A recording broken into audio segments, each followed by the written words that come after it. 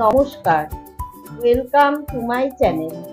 Soma's aroma বিনসের পক্ষ থেকে আমি সোমা বলছি।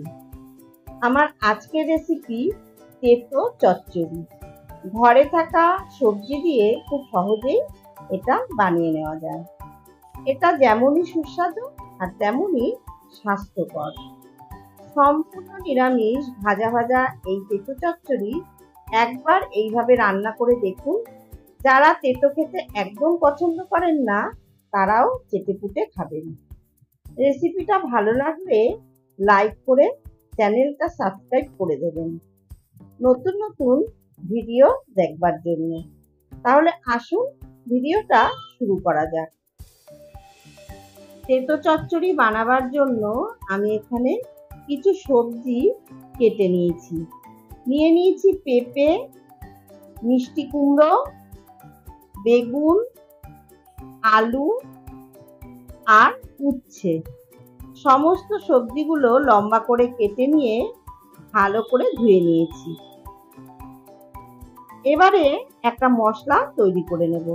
তার জন্য একটা মিক্সার গ্রাইন্ডারের বাটিতে নিয়েছি 1 চামচ সাদা সর্ষে, 1 চা চামচ কালো সর্ষে আর 2 চা চামচ পোস্ত, 3টে কাঁচা লঙ্কা।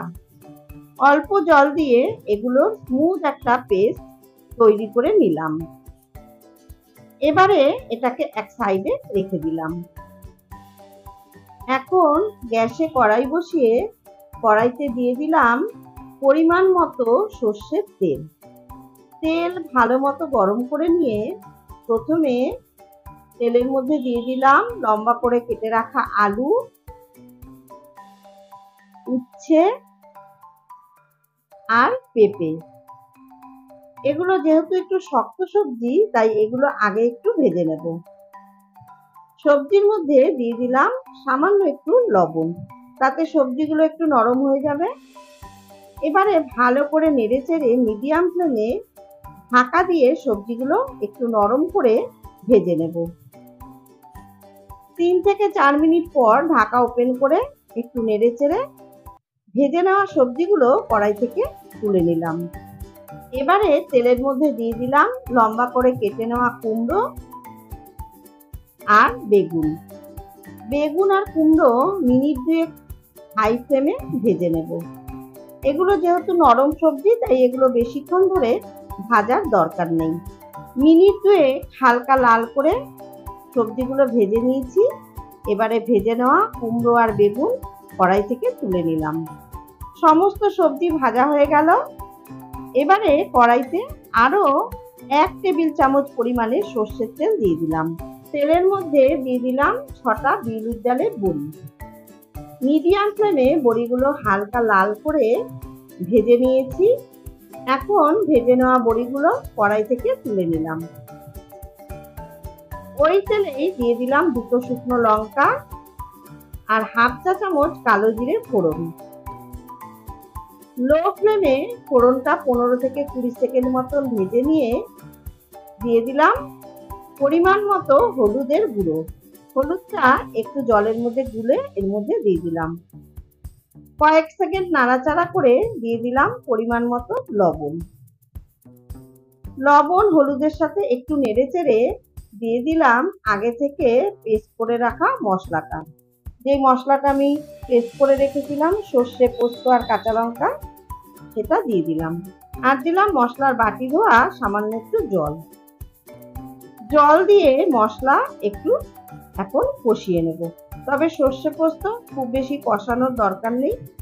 1 মিনিট মতো কষিয়ে নিয়ে দিয়ে দিচ্ছি ভেজে রাখা সমস্ত সবজি। আর দিলাম স্বাদ মতো চিনি। সবজি আর চিনি দিয়ে একটু নেড়েচেড়ে দিয়ে দিচ্ছি ভেজে রাখা বড়িগুলো। আমি বড়িগুলো একটু হাত দিয়ে ভেঙে ভেঙে দিয়ে দিলাম। বড়ি দিয়ে ভালো মতো নেড়েচেড়ে দিচ্ছি। আর এই রান্নাটায় কোনো রকম জলের ব্যবহার করব না। 2-3 মিনিটের জন্য লো টু মিডিয়াম ফ্লেমে ঢাকা দিয়ে এখন রান্নাটা হতে দেব। 2-3 মিনিট পর ঢাকা ওপেন করে আবার একটু নেড়ে চেড়ে ভাজা ভাজা করে নিচ্ছি। যেহেতু এই রান্নায় কোনো রকম জল দেওয়া হয় না, তাই এই রান্নায় তেলের ব্যবহার একটু বেশি করতে হয়। যদি আপনারা কম তেলে রান্নাটা করতে চান, সেক্ষেত্রে পরিমাণ মতন গরম জল দিয়ে সবজিগুলো সেদ্ধ করে নিতে হবে। দেখে নিলাম সমস্ত সবজি সুন্দর সেদ্ধ হয়ে গেছে।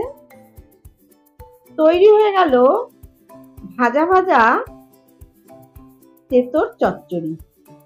এখন গ্যাসের ফ্লেম অফ করে দিলাম। নিত্যদিনের রান্নায় মুখে স্বাদ বদলাতে একবার এইভাবে তেঁতুল চচ্চড়ি বানাতে পারেন। বাড়িতে বানালে অবশ্যই কমেন্ট করে জানাবেন কেমন লাগলো। আমার রেসিপিগুলো যদি ভালো লেগে থাকে তাহলে অবশ্যই আমার চ্যানেল সাবস্ক্রাইব করবেন, পাশে থাকা বেলটাতে প্রেস করে অল নোটিফিকেশন অন করে রাখবেন। তাহলেই এইরকম নিত্য নতুন রেসিপির আপডেট খুব তাড়াতাড়ি আপনার কাছে পৌঁছে যাবে। অবশ্যই লাইক করবেন, কমেন্টস করবেন আর বন্ধুদের সাথে প্রচুর শেয়ার করবেন। ধন্যবাদ।